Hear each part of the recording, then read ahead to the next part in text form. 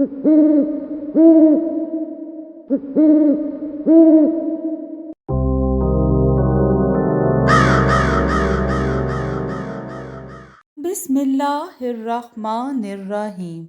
अस्सलाम वालेकुम दोस्तों, आज मैं आपके लिए एक बहुत ही खौफनाक कहानी लेकर आई हूँ। लेकिन कहानी शुरू करने से पहले आप सब दोस्तों से गुजारिश है, अगर आप मेरे चैनल पर नए हैं तो इसे सब्सक्राइब कर लीजिए और बेल आइकन को ऑल पे कर लें, ताकि दिलचस्प और बेहतरीन कहानियों का जो ये सिलसिला है बर वक्त आपको मिलता रहे। शाम का वक्त था और हल्की हल्की हवा चल रही थी। एक शख्स अपने सर पर बड़ा सा हेड जमाए आगे ही आगे बढ़ रहा था। हेड को इसने कुछ ज्यादा ही चेहरे पर झुका लिया था। वो चलते हुए बड़े गेट के सामने आकर रुक गया और फिर अचानक भारी चरचराहट से गेट खोला और वो शख्स अंदर दाखिल हुआ। फिर साया भयानक आवाज में गेट बंद हो गया। वो एक पुराना कब्रिस्तान था। कुतबे ऊंचे ऊंचे थे। एतराफ में कभी हैकल दरख्तों की एक कतार, एक दरख्त दूसरे दरख्त के ऊपर जैसे चढ़ाई कर रहा हो। शाम के झटपटे का वक्त था। उल्लुओं के मुंह से दहशत और कर्ब भरी आवाजें निकल रही थी। और वो जवार का मंजर बहुत ही दहशतनाक था और जिस्म के रोंगटे खड़े कर देने वाला था।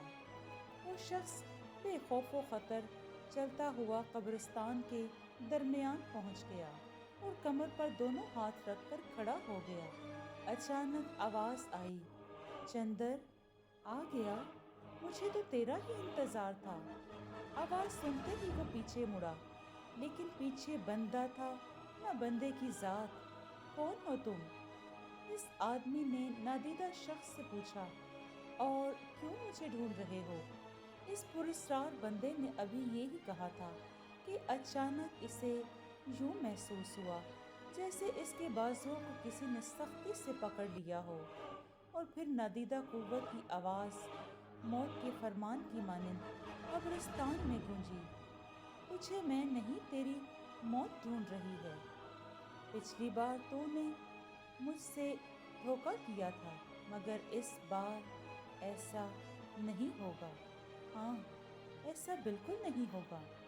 तुझे मैं तड़पा तड़पा कर और सिसका सिसका कर मारूंगा, तेरी जान ले लूंगा। लेकिन पहले तुझसे इस चीज़ का राज मालूम करूंगा जिसके लिए तूने मुझे धोखा दिया। और फिर चंद लम्हे के लिए इस नादीदा कुव्वत की आवाज़ आना बंद हो गई।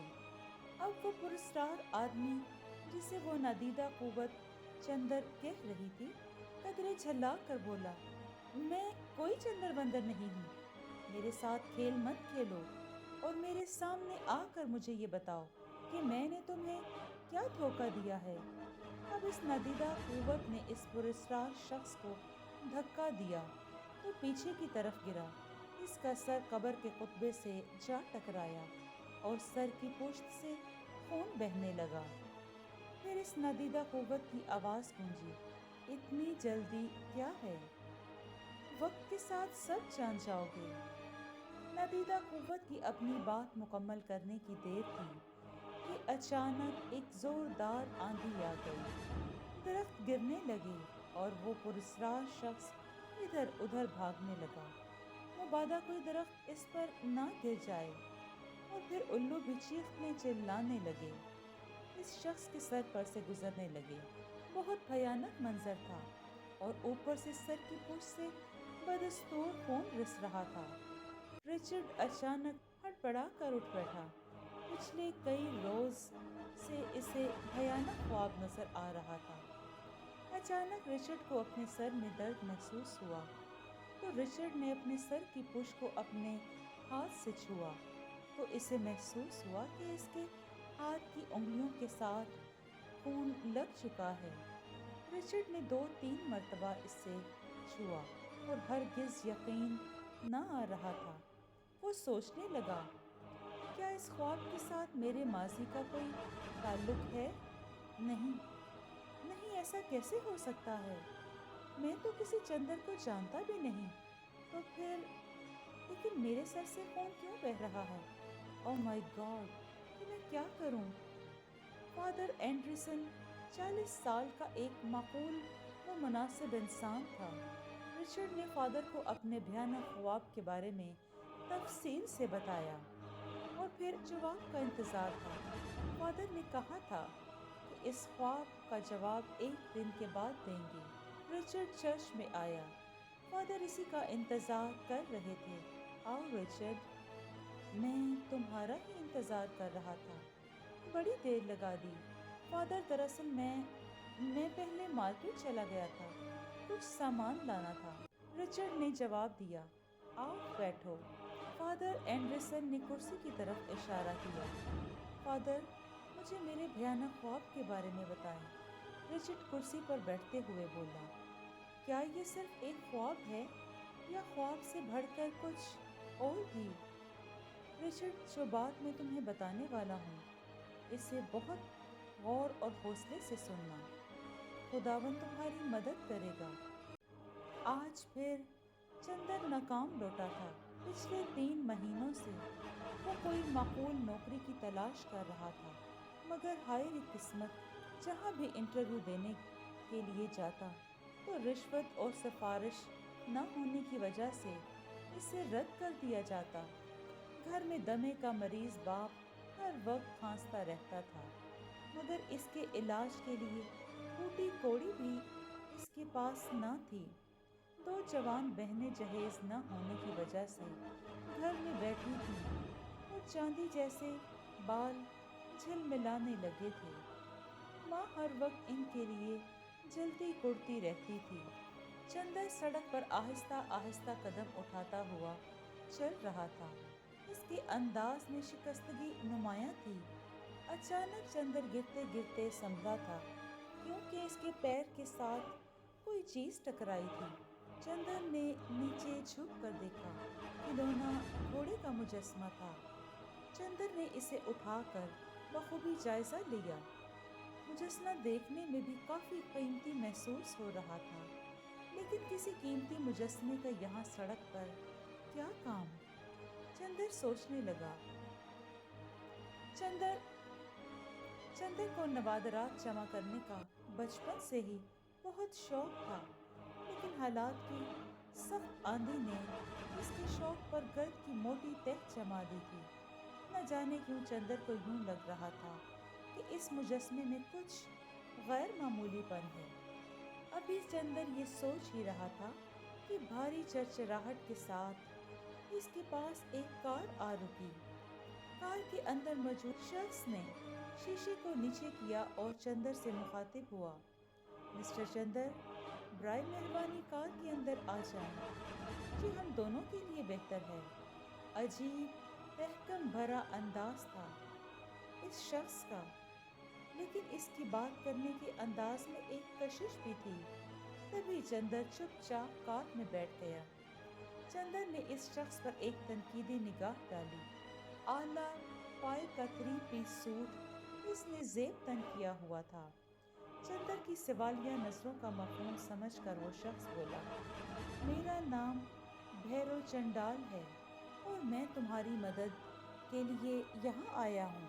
میری مدد؟ لیکن میں تو آپ کو نہیں جانتا۔ پھر بھلا آپ میری مدد کیوں کرنے لگے؟ اچھا، تم مجھے نہیں جانتے، لیکن میں تمہیں جانتا ہوں، اور یہ بھی میرے علم میں ہے کہ تمہاری جینز کی دائیں پاکٹ میں ایک گھوڑے کا مجسمہ بھی ہے۔ وہ بولا، اچھا، اگر آپ میرے بارے میں سب کچھ جانتے ہیں اور میری مدد بھی کرنا چاہتے ہیں تو اس کے بدلے میں آپ مجھ سے کیا طلب کریں گے؟ چندر الجھن زدہ لہجے میں بولا۔ بھیرو چنڈال نے مسکرا کر کہا، تم درست سمجھے ہو دوست، یہ ہندوستان ہے، یہاں کوئی کسی کی ایسے ہی کچھ مدد نہیں کرتا۔ ہر چیز کی ایک قیمت ہوتی ہے، لیکن تم کو پریشان ہونے کی قطعاً ضرورت نہیں۔ میری اس عنایت کے بدلے میں تمہیں زیادہ بڑی قیمت نہیں چکانی پڑے گی، بس वो घोड़े का मुजस्समा मुझे देना होगा, और वो भी परसों रात 12 बजे। लक्ष्मी नगर के पास जो पुराना शमशान घाट है, वहां पर आकर तुम्हें ये मुजस्समा मेरे हवाले करना होगा। बस तुम्हें मेरे लिए ये ही करना होगा। बदले में तुम्हारे सारे गमों और परेशानियों को खुशियों और आसूदगी में बदल दूंगा। बोलो, मंजूर है? सारी बात सुनकर चंदा झिझकते हुए बोला, आपकी ये पेशकश मंजूर करने से पहले मैं एक बात जानना चाहता हूँ। वो बात क्या है? भैरव चंडाल ने नरमी से पूछा। इस घोड़े के मुजस्मे में ऐसी क्या खास बात है जो आप... चंदन ने बात अधूरी छोड़ दी। भैरव चंडाल ने एक जबरदस्त कहका लगाया और बोला, तो सुनो चंदन, तुम्हें आम खाने से गर्ज होनी चाहिए। पेड़ गिनने से कोई सरोकार मत रखना। भैरव चंडाल हिंदुस्तान का एक माना हुआ नामी गरामी आर्कियोलॉजिस्ट था। एक मर्तबा नेपाल में नवादिरात के साथ भैरव चंडाल को एक किताब मिली थी। इस किताब में ज़माना कदीम के कुछ जादुई और पुरस्कार टोटके थे, लेकिन जिस टोटके पर भैरव चंडाल की नज़र ठहर गई थी वो थी पुरस्कार घोड़े की महान शक्ति। किताब के मुताबिक घोड़े का वो मुजस्मा साइज में बहुत छोटा सा था और हिंदुस्तान में कहीं था। इस मुजस्मे के अंदर पीले रंग का एक मोती था और इस मोती के अंदर आबे हयात का एक कतरा था। लिहाजा इस मोती को निगलने वाला मौत को शिकस्त दे सकता था, महान शक्ति का मालिक भी बन सकता था। इस घोड़े के मुजस्मे की अहम खासियत ये भी थी कि अगर वो किसी शख्स के पास है तो इसे छीना नहीं जा सकता, क्योंकि इस तरह वो मोती अपनी सलाहियत खो देगा। इस मुजस्मे को हासिल करना भैरव चंडाल ने अपनी जिंदगी का मकसद हयात बना लिया और फिर वो मुजस्मा चंदर को मिला था। इस किताब में दीगर टोटकों से भी भैरव चंडाल ने इस्तिफादा हासिल किया और इन्हीं टोटकों की वजह से, हाँ, इन्हीं टोटकों की वजह से भैरव चंडाल एक ताकतवर इंसान बन गया था। चंद ही लम्हात में चंदर के लिए सब कुछ दांव पर लगाना चाहता था। यानी यूं भैरव चंडाल ने चंदर को दौलत की लालच देकर अपने साथ मिलाना चाहा और अगले दिन भैरव चंडाल ने चंदर को अपने घर आने की दावत भी दे डाली। अगले रोज चंदर भैरव चंडाल के ड्राइंग रूम में बैठा हुआ था। दोनों बातें कर रहे थे कि भैरव चंडाल के मुलाजिम ने आकर बताया, कुछ लोग भैरव चंडाल से मिलने के लिए आए हैं। भैरव चंडाल इनसे मिलने के लिए नीचे चला गया। आने वाले भैरव चंडाल के दोस्त थे, पुराने दोस्त यार, और इसके साथ किसी अहम मुहिम पर डिस्कस करना चाहते थे। और जब भैरव चंडाल नीचे गया तो चंदर कमरे का जायजा लेने लगा।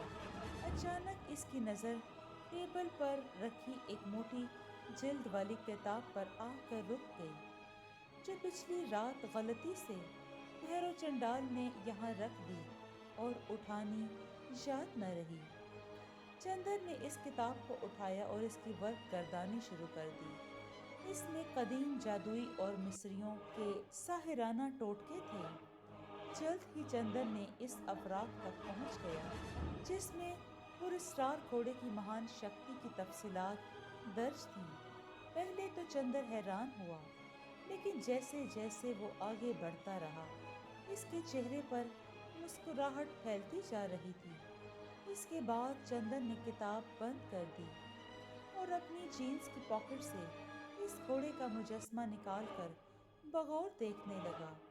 इसकी मुस्कुराहट और गहरी हो गई और अपने आप से बुड़बुड़ाया। वो अपने आप से बुड़बुड़ाया, अब मुझे मेरी मंजिल हासिल करने से कोई नहीं रोक सकता और मुझे यहाँ से जल्द से जल्द निकलना होगा, इससे पहले कि भैरव चंडाल मुझे देख ले। भैरव चंडाल जब कमरे में आया तो चंदर जा चुका था और पुरस्कार ٹوٹکوں والی کتاب سے چند صفحات بھی غائب تھے، جس میں گھوڑے کے مجسمے سے شکتی حاصل کرنے کی ترکیب اور کچھ دیگر ٹوٹکے بھی تھے۔ 5 منٹ کے اندر بھیرو چنڈال نے ایک عمل کے ذریعے پتہ لگا لیا کہ چندر وہ صفحات لے کر فرار ہو چکا ہے اور اب وہ پراسرار گھوڑے کی مہان شکتی سے فائدہ اٹھانے والا ہے۔ بھیرو چنڈال نے اس گھوڑے کے مجسمے کو حاصل کرنے کے لیے بہت پاپڑ بیلے، لیکن اب چندر اس سے اس کا مقصد حیات چھیننے کے در پہ تھا۔ لیکن بھیرو چنڈال بھی کوئی عام انسان نہ تھا، بلکہ پر اسرار عملیات کا ماہر ہونے کے ساتھ ساتھ پامسٹری کا علم بھی جانتا تھا۔ اس لیے بھیرو چنڈال نے فوراً سے پیشتر چندر کو موت کے گھاٹ اتارنے کا فیصلہ کر لیا اور چندر کے گھر کی طرف روانہ ہو گیا۔ بھیرو چنڈال چندر کے گھر میں داخل ہوا۔ صحن میں ایک بیر کا درخت تھا، جس کے نیچے ایک خستہ حال چارپائی پر پڑا ہوا چندر کا باپ مسلسل کھانس رہا تھا۔ چندر کی ماں صحن میں گرے ہوئے پتوں کو جھاڑو کے ذریعے صاف کر رہی تھی۔ جیسے ہی بھیرو چنڈال گھر کے اندر داخل ہوا، چندر کی ماں کھڑی ہو گئی۔ اسی اثناء میں چندر کی بہن، جو کہ چائے بنا رہی تھی، چائے لے کر باہر آ گئی۔ جی، آپ کون اور بلا اجازت گھر کے اندر کیوں داخل ہوئے ہیں؟ چندر کی ماں نے سوال کیا۔ ماتا جی، میں چندر کا دوست ہوں اور اس کا پتہ کرنے آیا ہوں۔ اچھا، لیکن چندر گھر پر نہیں ہے، اب تم جا سکتے ہو۔ چندر کی ماں کو بھیرو چنڈال کا یوں گھر میں آنا ایک نظر نہ بھایا تھا۔ ٹھیک ہے، بھیرو چنڈال نے کہا، میں چلا جاتا ہوں، لیکن پہلے اپنا کام تو کر لوں۔ بھیرو چنڈال بولا۔ چندر گھر کے پاس پہنچا تو بھیرو چنڈال کو اپنے گھر سے نکلتا ہوا پایا۔ اس کے ہاتھ میں ایک خون آلود خنجر تھا۔ بھیرو، تم؟ چندر حیرت سے بولا، تمہارا میرے گھر پر کیا کام تھا اور تمہیں میرے گھر کا پتہ کس نے دیا؟ بھیرو چنڈال چندر کے سوالات کو نظر انداز کرتا ہوا بولا، تم تو آستین کے سانپ نکلے۔ میری پراسرار شکتیوں کی کتاب سے وہ پنے چرا کر لے آئے۔ تم پراسرار گھوڑے کی مہان شکتی حاصل نہیں کر سکتے، یہ صرف اور صرف تمہاری خوش فہمی ہے۔ تم نے مجھ سے غداری کی، اور آؤ میں تمہیں بتاؤں کہ غداری کا انجام کیا ہوتا ہے۔ اتنا کہہ کر بھیرو چنڈال نے چندر کی کلائی پکڑی اور اسے گھر کے اندر لے آیا۔ گھر کے اندر کا منظر دیکھ کر چندر کے تو اوسان خطا ہو گئے۔ سامنے اس کی ماں، باپ اور بہنوں کی لاشیں پڑے ہوئے تھے، جنہیں شیطان بھیرو چنڈال نے، جو کہ اپنے نام کی مانند کسی چنڈال سے کم نہ تھا، بڑی بے دردی سے خنجر سے چندر کے خاندان کا قلع قمع کر دیا تھا۔ دیکھ لیا مورکھ انسان تو نے کہ میں کیا کر سکتا ہوں، بھیرو چنڈال نے کہا۔ چندر کی آنکھوں میں اس وقت خون اتر آیا تھا۔ چندر نے آگے بڑھ کر بھیرو چنڈال کو گردن سے دبوچ لیا۔ بھیرو چنڈال اس اچانک حملے سے بدحواس ہو چکا تھا، اس لیے اپنا بچاؤ نہ کر سکا اور چندر کے ہاتھوں اپنی زندگی کی بازی ہار گیا۔ وقت گزرنے لگا۔ بھیرو چنڈال تو مر گیا، مگر اس کی آتما بھٹکنے لگی۔ اب بھیرو کی آتما نے پراسرار گھوڑے کی مہان شکتی کو حاصل کرنا اپنا مقصد اور جنون بنا لیا تھا، اور پھر چند سالوں بعد چندر بھی ایک موذی مرض کی وجہ سے مر گیا۔ فادر اینڈرسن اتنا کہہ کر چپ ہو گئے تو رچرڈ ان کا منہ تکنے لگا اور چند ثانیے کے بعد حیرتوں میں ڈوبا ہوا بولا، فادر، اس طویل کہانی کا میرے خوابوں کے ساتھ کیا تعلق اور کیا واسطہ ہے؟ مجھے بتائیں۔ واسطہ ہے، فادر اینڈرسن بولے، بہت گہرا تعلق ہے۔ چندر مر گیا تھا، لیکن بھیرو کی آتما اسے سالوں سال ڈھونڈتی رہی، اور پھر اس نے کئی سال بعد چندر کو ڈھونڈ لیا۔ 1 منٹ، رچرڈ درمیان میں بات کاٹتا ہوا بولا، ابھی ابھی آپ نے کہا کہ چندر مر گیا تھا اور اب آپ کہہ رہے ہیں کہ بھیرو کی آتما چندر کو ڈھونڈ لیا، اور اس سے بھی اہم سوال، وہ آتما چندر کو کیوں ڈھونڈ رہی ہے؟ فادر اینڈرسن ہولے سے مسکرائے پھر بولے، میرے بیٹے، ذرا سکون اور تحمل سے کام لو۔ تمہارے سب سوالوں کے جواب ہیں میرے پاس۔ ہاں، تو چندر مر گیا اور پھر اس کی آتما نے چندر کو یوں ڈھونڈا، یعنی اسے چندر کا ہم شکل مل گیا۔ اور جانتے ہو رچرڈ، اس کا ہم شکل کون ہے؟ رچرڈ خاموشی سے فادر اینڈرسن کا منہ دیکھ رہا تھا۔ وہ تم ہو۔ ہاں رچرڈ، تم ہی چندر کے ہم شکل ہو، اس لیے تو وہ تمہارے خوابوں میں آتا ہے اور بھیرو کی آتما تمہیں ڈراتی ہے، کیونکہ وہ نادان آتما یہ سمجھ رہی ہے کہ اب تک وہ پراسرار گھوڑے کا مجسمہ تمہارے پاس ہے۔ کیا؟ رچرڈ حیرت سے بولا۔ فادر، میری مدد کریں، مجھے بتائیں کہ مجھے اس دشٹ آتما سے کیسے چھٹکارا حاصل ہوگا۔ فادر اینڈرسن بولے، اس کا ایک ہی حل ہے، اب میری بات غور سے سنو۔ بھیرو چنڈال کا ایک جاننے والا بہت مشہور جادوگر بھی تھا، اس لیے وہ ابدی زندگی پانا چاہتا تھا، اور اس کا ایک ہی راستہ تھا کہ وہ پراسرار گھوڑے کی مہان شکتی حاصل کر لے۔ لیکن بھیرو اس میں ناکام رہا اور مر گیا۔ لیکن مرنے کے بعد اس کی آتما عالم پرلوک میں جانے کی بجائے اسی دنیا میں بھٹکنے لگی، کیونکہ پرلوک ارواح میں تو دشٹ آتماؤں کی کوئی جگہ نہیں ہوتی۔ پھر اس آتما نے پراسرار گھوڑے کی مہان شکتی کو حاصل کرنا اپنا جنون بنا لیا۔